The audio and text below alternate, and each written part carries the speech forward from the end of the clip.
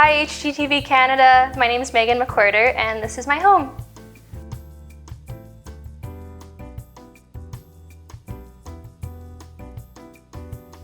I am an artist and I work from home. I work mostly in ceramics and fiber arts.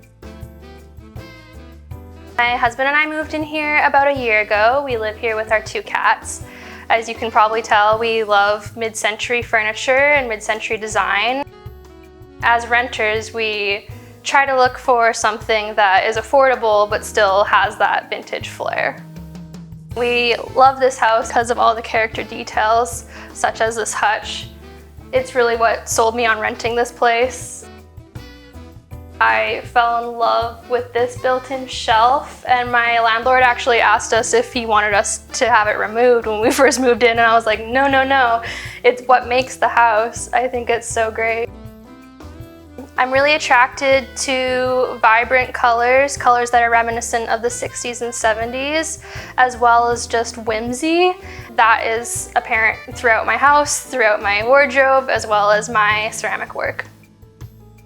I buy vintage as much as I can, or secondhand as much as I can, and I really wanted a 1970s mushroom stool, and I couldn't find one, so I actually had this one custom made. It's by Beautiful Days. They're out of Chicago. It's one of my favorite pieces, but it's really become my cat's ottoman. I collect chalkware banks. They're made in Japan. I have them scattered all throughout the house. I especially collect from Frank Moreno, who was a ceramicist in the 60s. He lived in California. So I have a lot of this shape, and this shape is like his, basically. And they can always come in these really funky glazes. I love like the splatter on them. I love plants. As you can see, I have a few of them. I think plants are a great, inexpensive way to make your home happier. They are full of life, they're full of color. So with a 1960s house comes a 1960s kitchen. It is quite well loved, but I do love the character.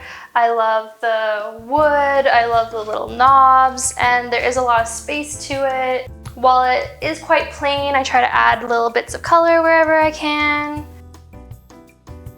Working from home meant that we needed to find a place where I would have enough studio space, because ceramics and fiber art, they take up a lot of room, a lot of storage.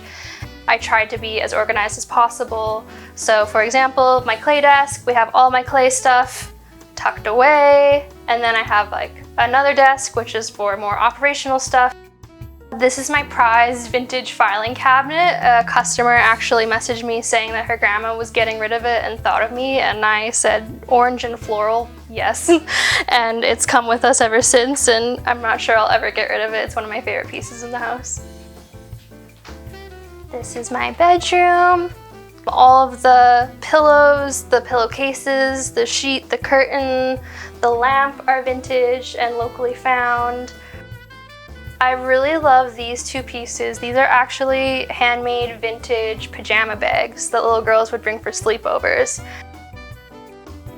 As a renter, there are a few challenges having to do with that. Like, you don't have full design control over the space itself. You can't knock down walls.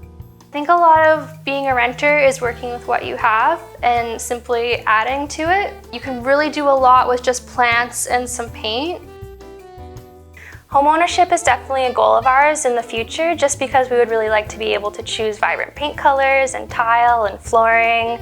But in the meantime, we're really happy with the rental we found. We love that the bones really represent our style. We're just really happy with how we've made our house a home.